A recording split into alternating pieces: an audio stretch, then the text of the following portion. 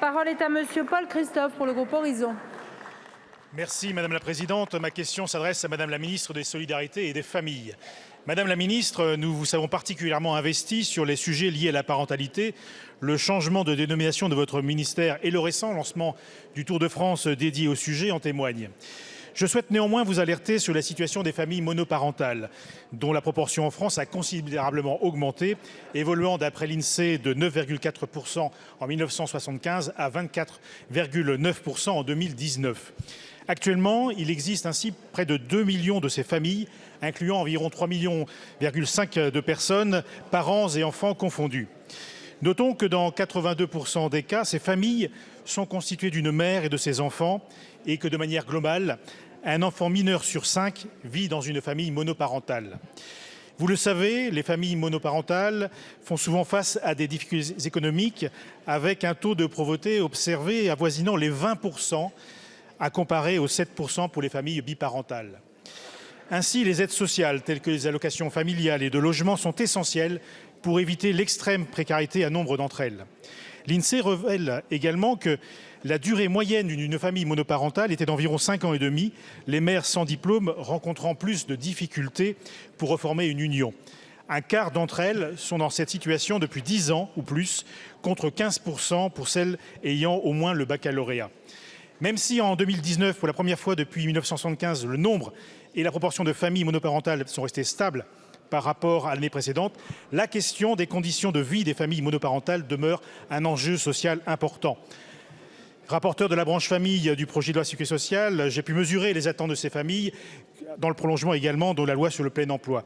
Aussi, Madame la Ministre, face aux multiples défis rencontrés par les familles monoparentales, qui représentent une part significative de notre société, comment comptez-vous réévaluer et améliorer nos politiques publiques afin de garantir un soutien adéquat et efficace à ces familles, tout en assurant le bien-être et le développement de leurs enfants? Je vous remercie, mon cher collègue. La parole est à Madame Aurore Bergé, ministre des Solidarités et des Familles. Merci Madame la Présidente, Mesdames et Messieurs les députés. Monsieur le député Paul Christophe, vous l'avez dit, le terme famille est revenu dans la dénomination même du ministère.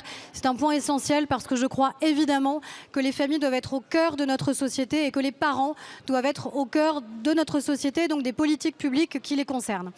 Et nous avons besoin d'une politique familiale, je sais que vous êtes nombreux sur ces bancs à y être attachés, universelle, de soutien à toutes les familles, évidemment, dans notre pays.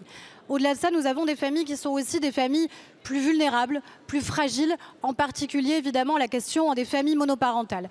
Beaucoup a été fait. Je pense à la question de l'intermédiation des pensions alimentaires. Je pense à l'augmentation de 50% de l'allocation solidarité pour justement ces familles monoparentales. Je pense au complément mode de garde, vous le savez en tant que rapporteur, qui va être élargi jusqu'aux 12 ans de l'enfant l'année prochaine, en 2025, pour les familles monoparentales. Mais je crois que beaucoup reste à faire, à la fois pour toutes les familles, mais en particulier pour les familles monoparentales. C'est la raison pour laquelle je souhaite vous confier une mission, à vous-même, monsieur le député Paul Christophe, et à la députée Fanta Berete, de manière à aller au-delà. La question des séparations et de la prévention et du soutien aux séparations, notamment parce que nous savons bien tout ce qui peut se passer à la fois dans les familles, mais aussi pour les enfants au moment des enjeux de séparation. La question de la décohabitation et du logement.